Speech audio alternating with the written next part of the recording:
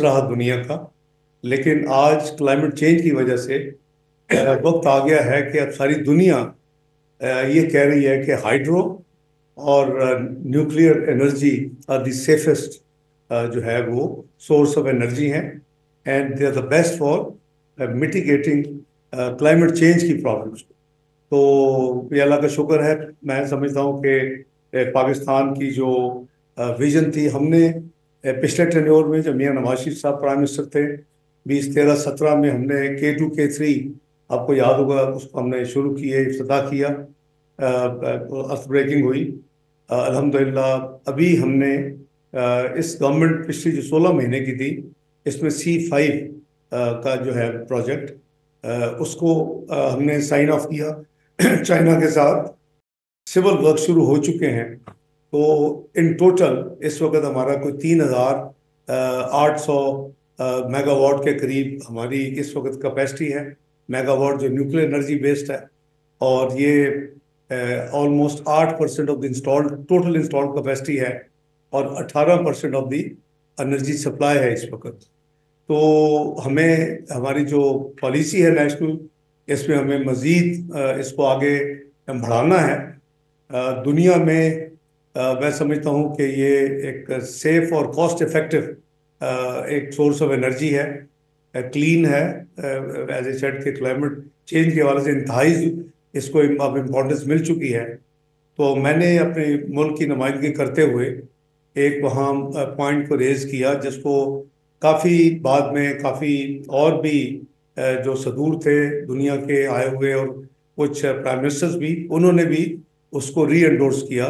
वो ये है कि इस वक्त मल्टीलैटरल फाइनेंशियल इंस्टीट्यूशंस और इंटरनेशनल फाइनेंशियल इंस्टीट्यूशंस को अग्रेसिवली फिर इसकी फाइनेंसिंग इन प्रोजेक्ट्स की तरफ आना पड़ेगा। ये इसकी जो कैपिटल कॉस्ट है इनिशियल, ये जो कन्वेंशनल जो सोर्स ऑफ एनर्जी हैं उससे महंगी है, लेकिन ये लॉन्ग टर्म है, फ्यूल फ्री है। तो इसके लिए मैंने पाकिस्तान की तरफ से वहाँ ये एक वॉइस वॉइस आउट किया कि दुनिया के अदारों को चाहिए कि जब COP28 में ये सब ने इत्तेफाक किया कि न्यूक्लियर एनर्जी अब दुनिया की ज़रूरत है। मसलन पाकिस्तान करीबन 1% से कम हम एमिशंस करते हैं, लेकिन पाकिस्तान दुनिया के टॉप जो 7 ममालिक हैं उसमें वल्नरेबल मुल्क है। और उसकी मिसाल जो है वो रिसेंटली आपने देखा कि जो पिछले फ्लड्स आए थे हमारी 16 महीने की हुकूमत में, 22-23 वाले साल में, तो वो टोरेंशियल रेन्स और फ्लड्स, और जो 100 बिलियन रुपीस की तो हमारी सिर्फ इमीडिएट रिलीफ असिस्टेंस थी वफाकी हुकूमत की। मैं उसमें फाइनेंस मिनिस्टर था, तो इसलिए मुझे नंबर्स पता है। तो इस हवाले से भी हमने ऑफर किया उस फोरम पे। अल्हम्दुलिल्लाह 60s की दिहाई से हमने जो काम शुरू किया, अल्लाह के फल से पाकिस्तान के पास एक्सपीरियंस भी है और एक्सपर्टीज भी है, और हम ग्लोबल कम्युनिटी को ये अपना एक्सपीरियंस, अपनी एक्सपर्टीज शेयर करने के लिए तैयार हैं। तो इसको भी पॉजिटिवली रिसीव किया गया। जहाँ तक मेरी बायोलैटरल मीटिंग्स का ताल्लुक है, ब्रसल्स में हमने साइड लाइन्स पे 5 बायोलैटरल मीटिंग की अल्हम्दुलिल्लाह। अजरबैजान के फॉरेन मिनिस्टर साहब से मीटिंग हुई। मैं एज फाइनेंस मिनिस्टर, मेरी जो पिछली 16 महीने की हुकूमत में मैंने जो विजिट किया था, मेरी बड़ी एक्सटेंसिव और बड़ी यानी फ्रूटफुल मेरी डिस्कशंस उनके सदर से हुई थी। यानी apart from the joint ministerial meeting, उनकी मेरी 1-on-1 with our ambassador meetings हुई थी, जिस पे हमने defence, economic, trade and all areas. तो फॉरेन मिनिस्टर साहब बड़े अप्रिशिएटिव थे। इट वाज फुली डीब्रीफ्ड उनकी हुकूमत की तरफ से। जब वो वहाँ आए तो हमने एक दूसरे को मज़ीद कोऑपरेट करने का और अंगेज करने का अंदिया दिया। मेरी उस मीटिंग के बाद हमारे डिफेंस पर्सनल, उन्होंने भी पाकिस्तान की तरफ से अजरबैजान फिर उनके प्रेसिडेंट की इनविटेशन पे विजिट भी किए और दौरे भी किए। दूसरी मेरी मीटिंग जो थी वो तुर्की के वजीर खारजा साहब से थी। तुर्की हमारा देरीना दोस्त है, हमारा tested all weather friend China की तरह वो भी हर मुश्किल घड़ी में हमारे साथ खड़ा हुआ है। तो ये one of the first foreign ministers जिन्होंने मुझे टेलीफोन कॉल करके अपनी मुबारकबाद दी इस नई जिम्मेदारी संभालने पे। तो चंद ही दिनों में मेरी उनसे वहाँ मुलाकात भी हो गई। हमने बड़ी तफसील के साथ मुख्तलिफ जो हमारे फ्यूचर रोड मैप्स हैं और अपने जो इकोनॉमिक डायलॉग्स जो हुए हैं उसको पार्टनरशिप में कन्वर्ट करने के लिए और अपनी ट्रेड वॉल्यूम जो कि हमारी प्री कमिटेड है पिछली गवर्नमेंट में भी उसकी अनाउंसमेंट है, उस उन टारगेट्स को अचीव करने के लिए भरपूर तावन का उन्होंने मुझे अंदिया दिया। उनके जो एरियाज ऑफ कॉपरेशन है उसमें ऑब्वियसली डिफेंस है, उसमें आईटी है, उसमें हमारी एक्सपोर्ट्स या ट्रेड को बढ़ाना है। आपको मालूम होगा कि तुर्की ने माशाल्लाह अपना एक फाइटर जेट बड़ा कामयाबी से बनाया है और इसी तरह पाकिस्तान ने जैसे JF-17 अपना फाइटर जेट बनाया है। तो उनके साथ भी हमारी मीटिंग मेरी और मेरे डेलीगेशन की ब्रसल्स में मैं ये बताता चलूँ कि मेरे साथ सपोर्ट के तौर पर हमारे जो पूरा जो एम्बेसी है एम्बेसडर आमना बलोच और उनकी पूरी टीम, और फिर ऑस्ट्रिया से हमने अपने एम्बेसडर साहब को आफ्ताब खोकर साहब को और उनके रेलिवेंट लोग जो हैं, क्योंकि IAEA का जो सेंटर है वो वियना में है, तो उनको भी हमने वहाँ मदऊ किया हुआ था। तो हमारी टीम में वो भी शामिल थी पूरी टीम। और इसी तरह हमारी जो न्यूक्लियर एनर्जी के हवाले से जो हमारे रेलेवेंट अथॉरिटी है पाकिस्तान, उनके चेयरमैन और उनका नंबर 2 वो भी लोग मौजूद थे। तो ये एक कलेक्टिव हमारी वो विजिट थी। बेल्जियन प्राइम मिनिस्टर के साथ भी अच्छी ब्रीफ सी गुफ्तगू हुई और इसी तरह जो मेरी तीसरी बायोलेटरल थी वो जो मोर रेलेवेंट थी वो डायरेक्टर जनरल IAEA के साथ थी, डॉक्टर ग्रोसी। ये पाकिस्तान पिछली दफ़ा हमारे टेनोर में आ भी चुके थे और उसके अलावा इन्होंने C5 जो हमारा इस वक्त सिविल वर्क्स हो रहे हैं चाइना के साथ, जो हमारा न्यूक्लियर एनर्जी का प्रोजेक्ट है, उसकी इनागोरेशन पे भी इन्होंने पाकिस्तान विजिट की। तो उनके साथ बड़ी अच्छी हमारी डिस्कशंस हुई।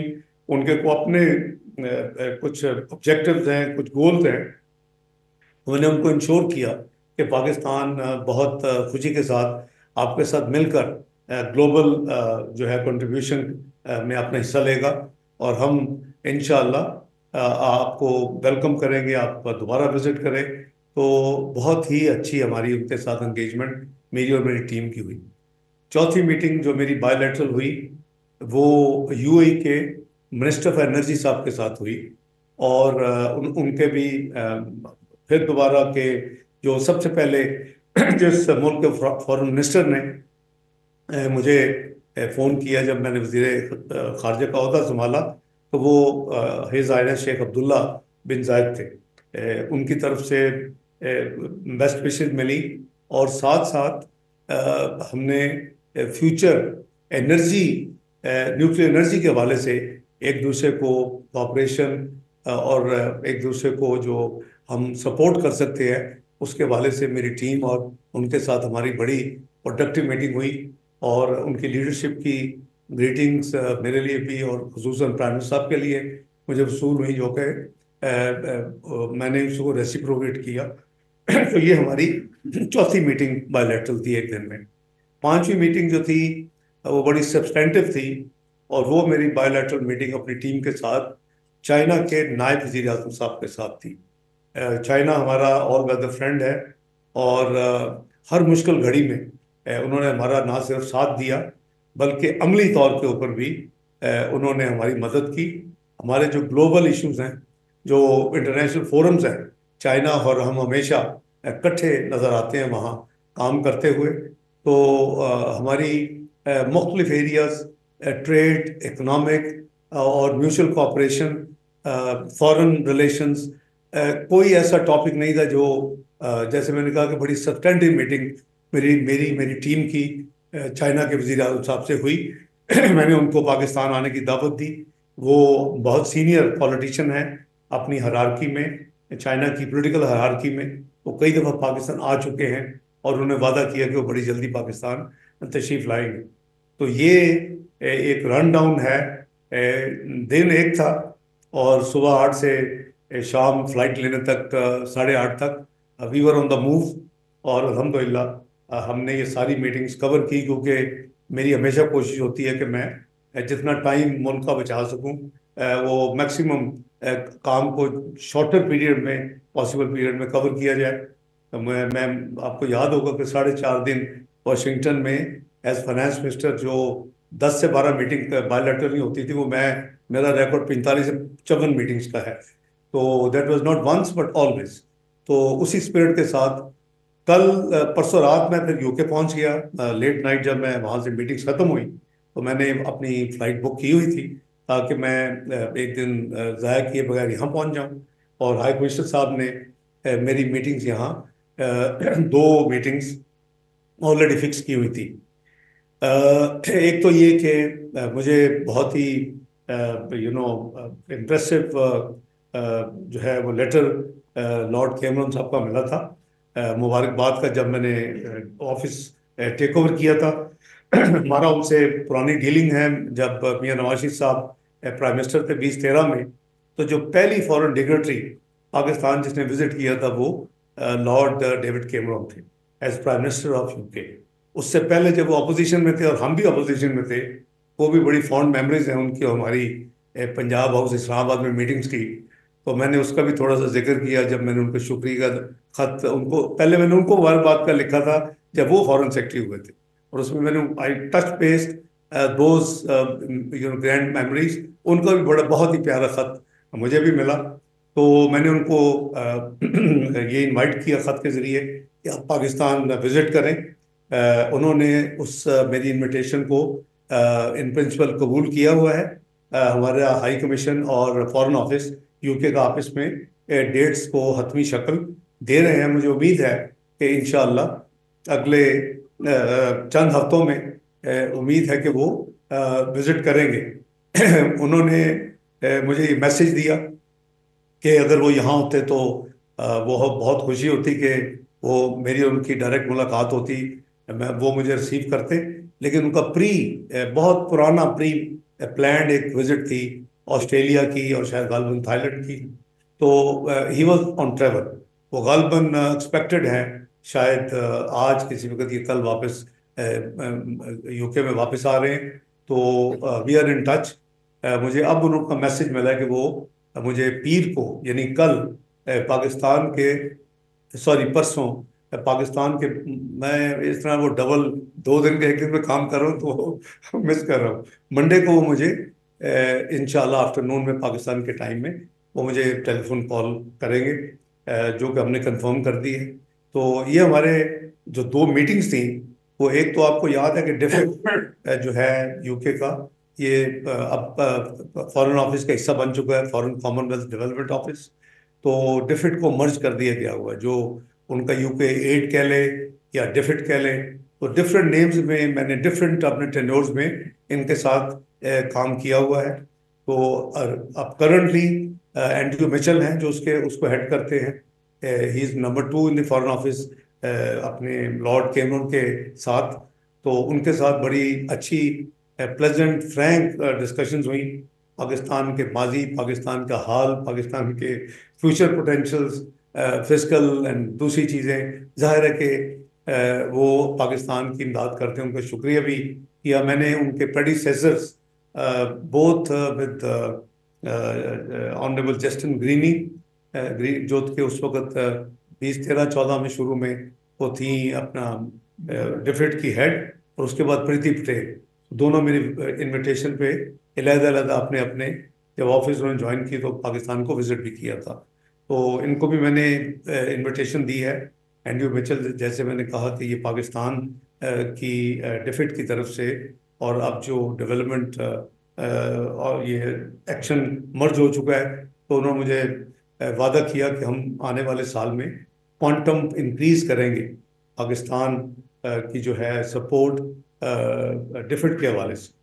उसके अलावा मेरी मीटिंग जो ईस्ट को लुक आफ्टर करते हैं, वो ह्यूमन राइट्स को लॉर्ड तारिक अहमद साहब से हुई।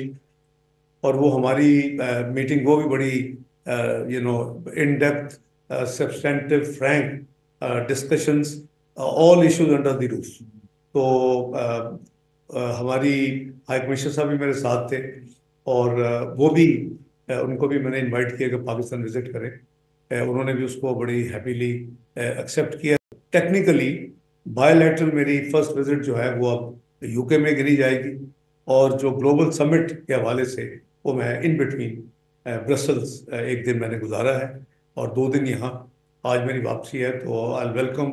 आपके कुछ सवालात होंगे तो उसका भी जवाब दूंगा।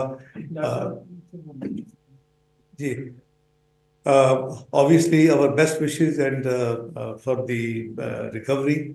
It's a sad news कि कुछ अर्सा पहले king Charles was diagnosed cancer patient. हमारी दुआएं हैं। He is a great friend of Pakistan and great friend of Muslim community. I have observed, him going to East London Mosque and going to different Muslim communities. मेरी आज से नहीं, when he was Prince of Charles, उस वक्त से उनसे मेरा interaction रहा है, अपने गवर्नमेंट के हवाले से भी और सोशली भी। तो इसलिए हमारी दुआएं हैं कि अल्लाह ताला उनको सेहत दें। इसी तरह कल मुझे होम ऑफिस में ये कंफर्म, फॉरेन ऑफिस में कंफर्म किया गया कि princess of Wales Kate also has unfortunately been diagnosed with cancer. वो कुछ अरसे से मीडिया सीन पे नहीं थी। हमारी बेस्ट विशेज और उनकी सेहत के लिए नेक तमन्नाएं उनके साथ भी हैं। तो आप जी। डॉक्टर साहब, अमेरिका में जो एक पिछले दिनों डोनाल्ड ट्रम्प की एक हुई है, हियरिंग भी हुई है, और जिसमें पाकिस्तान रियासत और पाकिस्तानी हुकूमत के खिलाफ प्रोपेगेंडा का मरकज बने हुए अमेरिका और लंदन में भी, और उसकी जो हियरिंग है उसको एक तो स्टेट ऑफ पाकिस्तान कैसे देखती है, और इस हवाले से आप उसको कैसे रिस्पॉन्ड करना चाहिए। दूसरा, अफगानिस्तान में जो एक एक्शन हुआ पाकिस्तान और जो एक अटैक तौर पर एक दिफाई तौर पे कुछ जिन्होंने हमले किए तो जिसमें शहीद हुए थे पाकिस्तानी फौजी, उसके रिएक्शन में तो ये दो क्वेश्चन जरा। जी, बड़ी मेहरबानी। आपने जो पहले जो सवाल किया उस हवाले से डोनाल्ड लू की जो कांग्रेस में कमेटी में हेयरिंग थी, मैं आपसे सवाल करूंगा कि हाउ डू यू टेक उनकी ओपनिंग स्टेटमेंट कि दिस इज़ अनफॉर्चुनेट कि जो उनकी स्पाउस को जो थ्रेट्स मिले, वो जिन्होंने ये स्पॉन्सर करके ये मीटिंग रखवाई, जो सपोर्टर्स हैं, आई थिंक कि हम पाकिस्तान के बाहर अगर एक पॉलिटिकल हो जाएं और एक बन के community regardless of our political affiliations, तो वो हमारे लिए ज़्यादा बेहतर है। मैं हमेशा इसका प्रमोटर भी रहा हूँ और मैं इसको सपोर्ट भी किया है, और इसमें अमली तौर पे हमने इस पे काम किया है। तो वो जो दैट वाज वेरी सैड कि रिगार्डलेस कि कौन सी पॉलिटिकल पार्टी के किन लोगों ने उनके स्पाउस को ये थ्रेट्स दिए, मैं समझता हूँ कि it comes a negative reflection on Pakistan. So whether it is party A का कोई ग्रुप हो या पार्टी बी का कोई ग्रुप हो या पार्टी सी का ग्रुप हो, नंबर एक। नंबर दो, जो उन्होंने कुछ इलेक्शंस के हवाले से कहा, मैं समझता हूँ कि we have a very comprehensive constitutional and legal cover on elections. ये कोई नई बात नहीं है। जब भी इलेक्शंस हुए ये एक ब्लेम गेम शुरू होता है, जो हारते हैं। लेकिन अल्हम्दुलिल्लाह हमने कोई ऐसी बात नहीं की कि जी हाउ कम कि जी केपीके में 75% एक पॉलिटिकल पार्टी को मैंडेट मिल गया। अगर मुल्क में रिगिंग हुई है या कोई नॉन ट्रांसपेरेंट काम हुआ तो why not in KPK? Look at the Sindh, they got massive seats, almost 70%, more than 70%। तो क्या वहाँ भी तो ये जब भी हम कोई पार्टी हारती है, ये हमारा एक थोड़ा सा कल्चर बन गया है। ये हमारे इलेक्शन लॉज, अगर किसी किसी लूजिंग कैंडिडेट को या किसी पार्टी को कोई इश्यूज हैं तो there is a legal process, there is a constitutional process. ये आपको याद होगा 9 कवानीन होते थे पाकिस्तान में जनरल इलेक्शंस को होल्ड करने के लिए, सेनेट हो, नेशनल असम्बली हो, प्रोविंशियल असम्बलीज हो, अल्हम्दुलिल्लाह मुस्लिम लीग नून की हुकूमत में जब मियां नवाज शरीफ प्राइम मिनिस्टर थे, ये मुझे टास्क दिया गया कि इसको कंसोलिडेट करें। We came up with election act 2017, that is the latest, all those laws have been merged. तो उसके हवाले से अगर किसी को प्रॉब्लम है वहाँ आप पीसीपी को आप कंप्लेंट कर सकते हैं, आपको सिलेक्शन ट्रिब्यूनल है, आपके पास हायर जुडिशरी है। तो ये मैं समझता हूँ कि अपने मुल्क को बदनाम करना दूसरे ममालिक में ये शायद मुनासिब नहीं है। तो इसलिए उनका ये बात जो उन्होंने की, मैं समझता हूँ कि हमारा जो सिस्टम है, legal system, constitutional process, law legal process will take its own course. तो it is welcoming to see के चीफ मिनिस्टर केपी ने जो हमारी रिसेंट मीटिंग हुई, मैं उसमें मौजूद था, एक तो 4 चीफ मिनिस्टर से हुई उनकी, प्राइम मिनिस्टर की, उससे पहले भी ही टॉक वेरी पॉजिटिव। उन्होंने कहा जी मैं कोऑपरेट करना चाहता हूँ, मैं काम करना चाहता हूँ। It was a very pleasant news to hear from him के। तो इसलिए मैं समझता हूँ कि ये नहीं हो सकता कि जी हम ब्लेम करें कि इलेक्शन ठीक नहीं हुए और फिर हम कहेंगे जी सिर्फ केपी में ठीक हुए हैं या सिंध में ठीक हुए हैं या बलूचिस्तान में ठीक हुए लेकिन पंजाब में ठीक नहीं। तो इट्स ए प्रोसेस। तो लेकिन हैविंग सेड दैट, अगर किसी को कोई शिकायत हैं, वो मैं समझता हूँ कि the law will take its own course, the legal process will trigger, the tribunals and the apex courts will take decision. तो अब हमें we mean business. Pakistan has suffered a lot, and I emphasize, Pakistan has suffered a lot in last few years. Why I'm saying this thing? ये मुल्क जो था वो 24th global economy बन चुका था। इस मुल्क में 20, 13, 17 में मियां नवाज शरीफ के दौर में, when I was finance minister, we brought down the inflation to 4% CPI, food inflation to 2%, GDP growth to 6%, highest foreign exchange reserve record अभी तक नहीं टूट चुका, और stock market best in South Asia and 5th best in the entire in the globe. What else you want? जब आपकी ये चीजें होती है, क्या दुनिया कह रही थी 2017 में कि जी Pakistan is likely to be second choice place. मैं नहीं कह रहा, जेट्रो कह रहा था, जापान की क्रेडिबल इंस्टीट्यूशन क्या कह रहा था, Price Waterhouse, Pakistan will join G20 in matter of few years. We have ruined that opportunity. जो 25 करोड़ आवाम की किस्मत पे थी उसको हमने तबाह करके रख दिया। I am not here to enter into blame game, but we saw what happened. 2018 में जो प्रोजेक्ट 2011 मटेरियलाइज हुआ तो उसने 2022 तक, in one sentence, the sum total of the economic destruction and disaster, 47th economy Pakistan बन गया। अभी हमें लॉन्ग वे जाना है।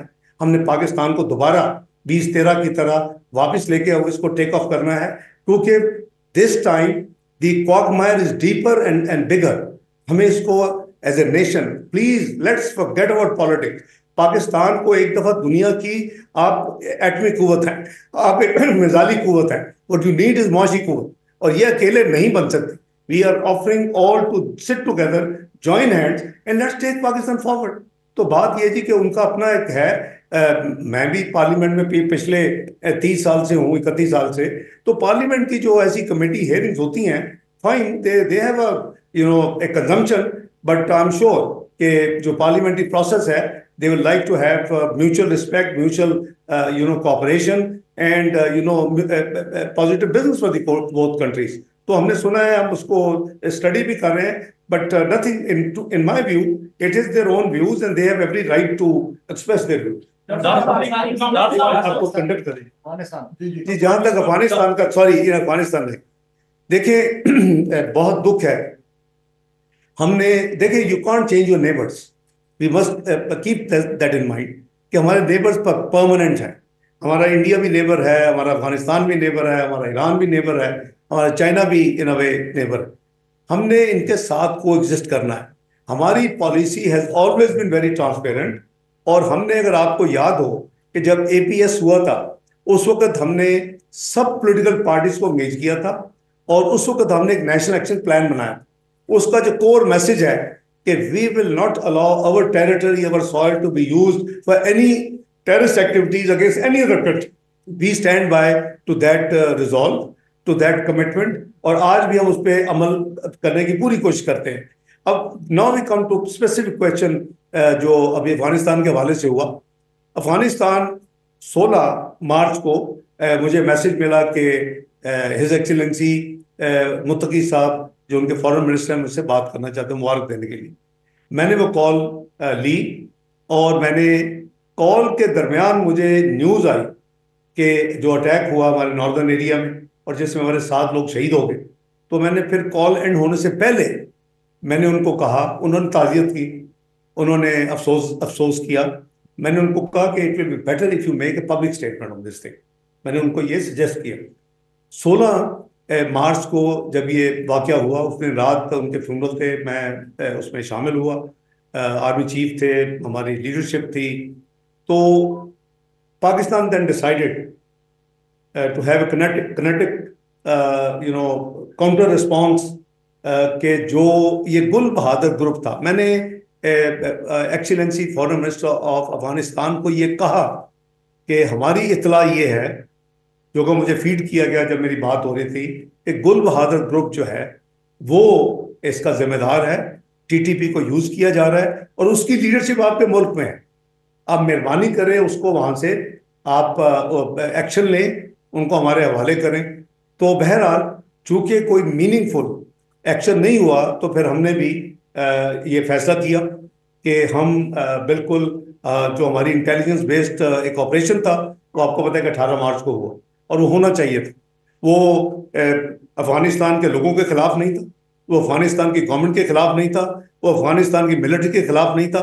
It was a focused intelligence based, जहाँ के वो उस टाइप के जो टेररिस्ट थे वो मौजूद थे और वहाँ काफ़ी वहाँ हुए लोग फौत हुए।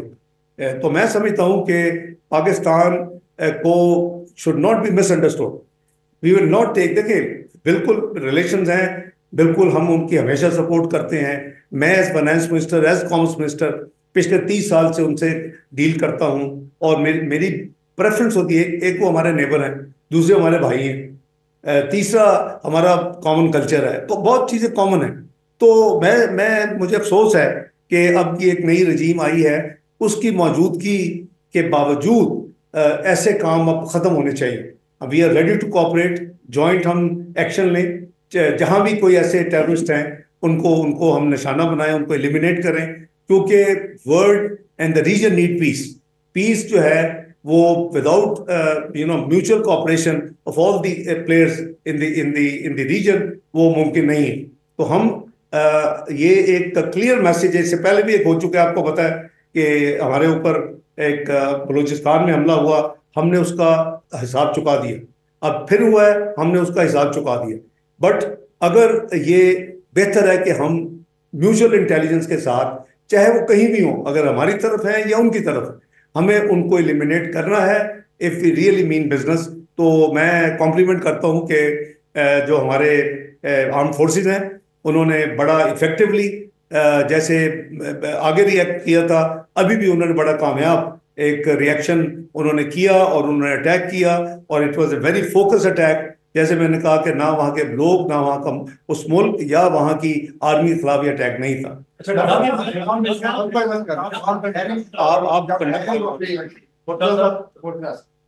साहब, फाइनेंस मिनिस्ट्री से फॉरेन अफेयर्स की तरफ स्विच करने का आपका एक्सपीरियंस कैसा चल रहा है? और जो एक वाइडली एक एक्सपेक्टेशन ये थी कि शायद फाइनेंस मिनिस्टर आप बनेंगे, तो अब आप जो मोहम्मद औरंगजेब साहब है, आप कैसे देखते हैं कि क्या वो कैसे रेट करते हैं आप उनको in terms of economic performance? Murshad साहब, बात ये है कि मैं हमेशा यही कहा है, तो शुक्र है यही कहा है कि आप लोगों ने बहुत ज्यादा एक हाइप क्रिएट कर दी थी, मैं केयर टेकर प्राइम मिनिस्टर बन रहा हूँ। मैं आपको यही कहता था यार, जो अल्लाह को मंजूर होगा, जो अल्लाह ने देना, वही कोई जिम्मेदारी मिलनी। I believer in that. Be prerogative, it is prerogative of the prime minister to decide. We when you take oath only as federal minister, and the allocation of division ministries या duties वो prime minister का purgative है। तो मैं ये आपको थोड़ा सा, जो मेरा पहले भी एज फाइनेंस मिनिस्टर मेरी एक्सटेंसिव डीलिंग रही है फॉरेन अफेयर के हवाले से इनडायरेक्टली, और मैं ये देखता हूँ कि जैसे फाइनेंस हमारा डोमेस्टिक जरूरत है कि हम अपने हाउस को इन ऑर्डर करें और पाकिस्तान को हम ट्विन डेफिसिट से बाहर निकालें। एक बजट डेफिसिट है, एक्सटर्नल अकाउंट डेफिसिट है। फॉरेन अफेयर में foreign ministry is the face of Pakistan vis the whole world, और उसमें भी सीरियस चैलेंजेस। जो मुझे पहले भी थोड़ा पता था, अब ज़्यादा डीप मैंने ब्रीफिंग ली आते ही, और मैंने अपने जितने कॉलीग सीनियर हैं उनके साथ सिटिंग की है। तो मैं समझता हूँ कि इसमें भी उतनी ही हार्ड वर्क की ज़रूरत है जितनी फाइनेंस में थी। हैविंग सेड दैट, फाइनेंस को हम कैसे, तो that is also countries top priority at the moment. तो कैसे हम उसको बीफ अप कर सकते हैं, उसको सपोर्ट कर सकते हैं मुल्क को इकोनॉमिकली। मैंने आते ही एक उनको दिया है स्लोगन कह ले, या उनको एक एडवाइस कह ले। मैंने कहा कि conventional diplomacy is over and economic diplomacy has and will become in play from immediate effect. देखिए, इस वक्त अब तो कई साल पहले प्रेसिडेंट क्लिंटन ने कहा था इस द इकोनॉमी स्टूपिड। तो बात यह है कि अगर आप इकोनॉमिकली स्ट्रांग होंगे तो उसके लिए हमारे मिशंस की बहुत बड़ी जिम्मेदारी, हमारी एक्सपोर्ट्स अगर बढ़नी है, हमारी फॉरेन डायरेक्ट इन्वेस्टमेंट इनफ्लो होना है, हमारी ट्रेड इन्वेस्टमेंट अगर ट्रेड इंक्रीज करनी है दोनों तरफ, तो इसके लिए हमारे सारे मिशंस को मिलके ये सपोर्ट करना होगा। और ये support actually indirectly economy and finance को मिलेगी। तो औरंगजेब साहब बड़े सीनियर सीजन बैंकर हैं। माजी में भी हम उनको एक दो पोजीशन के लिए 2014-15 में भी कंसिडर किया था, लेकिन सम हाउ उसको मटेरियलाइज नहीं हुआ इन द सेंट्रल बैंक। तो बात यह है कि he would try his best and he's a seasoned banker, so and we are all there to help him। क्योंकि कोई फॉरेन मिनिस्टर हो या डिफेंस हो या फाइनेंस हो या ईएडी हो, we all are collectively responsible to help each other in the cabinet. Hearing के दौरान डॉक्टर साहब, एक तो पूछना था कि 2000 जब आपकी पहले हुकूमत थी मियां नवाज शरीफ साहब की, उस वक्त जो फॉरेन पाकिस्तान को चैलेंजेस थे, क्या आप समझते हैं कि अब पाकिस्तान को बहुत चैलेंजेस हैं इंटरनेशनली, जो कहा जाता है कि पाकिस्तान आइसोलेशन का शिकार है? और दूसरा ये है कि ओवरसीज पाकिस्तानी खासतौर पर बरतानिया में है और यूरोप वगैरह में जो पीआईए की फ्लाइट जो बंद है, बहुत सारे लोग ये जानना चाहते हैं कि क्या अगर प्राइवेटाइज आप करते हैं पीआईए को, जो कि बिल्कुल अराउंड द कॉर्नर है, तो उसके बाद क्या ये फ्लाइटें पाकिस्तान से चल जाएंगी और जो फ्री बॉडी जाती थी पाकिस्तानियों की यहाँ से, क्या वो जा पाएंगी जिस तरह पहले जाती थी? आप एक आपका पीए का सवाल है और एक चैलेंजेस पहले देखिए, मैं समझता हूँ कि हर आने वाला दिन पाकिस्तान के चैलेंज में अनफॉर्चुनेटली पिछले चंद साल में इजाफा करता रहा। I am very honest with you. और हमारे जो रिलेशंस थे 2013-18 में, वो उसमें सडनली कमी आई और वो डाइल्यूट हुए। तो इसको हमें रीबिल्ड करना, उसकी बहुत वजूहात हैं, लेकिन मैं समझता हूँ कि वजूहात में जाए बगैर कुछ मुल्कों को हमने खुद एंटागोनाइज किया। हमारी लीडरशिप बाहर जाती है, कहती है टर्की को, मलेशिया को आप समिट करें, हम आपके साथ हैं। जब समिट का वक्त आता है तो हम फिजल आउट कर जाते हैं। तो ऐसे जो वाक़यात होते हैं वो फॉरेन अफेयर रिलेशन पे बहुत गहरे उसके असरात होते हैं। मैं एक आपको सिर्फ मिसाल दी, I won't take too long, तो मेरी भी फ्लाइट भी है। दूसरा, जो आपने जो पीआईए की फ्लाइट्स की रिजम्पशन के बारे में बात, हमने 9 अगस्त को हमारी हुकूमत ने अपना पिछला टेन्योर मुकम्मल किया था, पीडीएम हुकूमत ने। हमने भरपूर कोशिश की, और मैंने, क्योंकि मैं उस कमेटी का उस वक्त चेयरमैन था इस इशू को हैंडल करने के लिए, बाकी all relevant ministries, civil aviation minister, secretary, दूसरी मिनिस्ट्री, जो सारे उसमें मेंबर्स थे, लॉ मिनिस्ट्री भी थी। तो जो इंटरनेशनल इनकी रिक्वायरमेंट्स थी रिजम्पशन के लिए, वो हमने इंस्पेक्शन या दूसरी चीज़ करते करते करते हम उस पॉइंट पे पहुंच गए कि जहां उन्होंने कहा कि जी अब आप अपना सिविल एविएशन का लॉ जो है उसको in line with international civil aviation law के हवाले से उसको आप ठीक करें।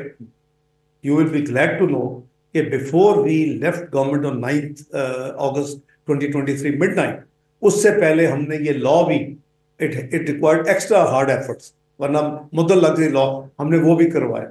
और अब जो है उनकी कुछ रिक्वायरमेंट मुझे अब पता चली। मेरे नज़दीक everything was done and inspection had taken place, और now we should be ready for resumption.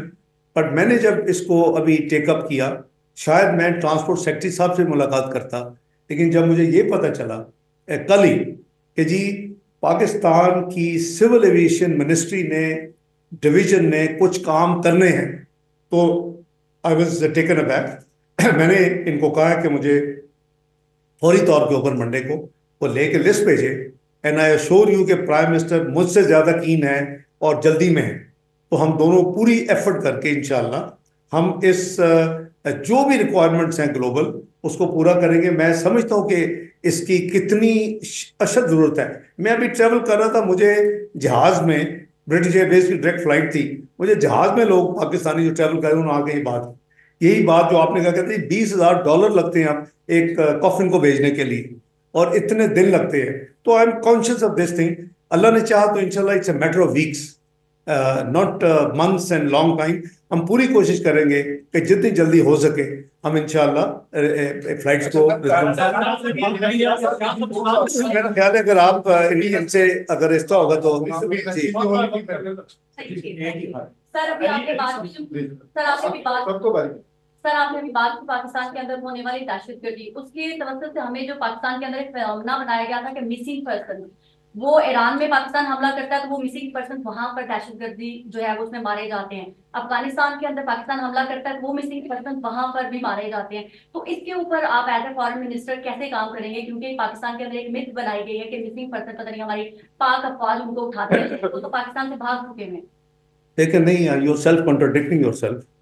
अगर मिसिंग पर्सन यहाँ के ईरान में पाए जाते हैं, फॉर एग्जाम्पल ABC कंट्री में, और वहाँ के यहाँ पाए जाते हैं, वहाँ के यहाँ तो हम छोड़ दें, अगर हमारे वहाँ पाए जाते हैं तो फिर तो it is a very clear proof कि ये किसी एजेंसी ने नहीं उठाया हुआ, वो खुद ही वहाँ जाके उन्होंने ये इस टाइप के आउटफिट्स ज्वाइन किए हुए हैं जो कि पाकिस्तान के इंटरेस्ट के खिलाफ काम कर रहे हैं।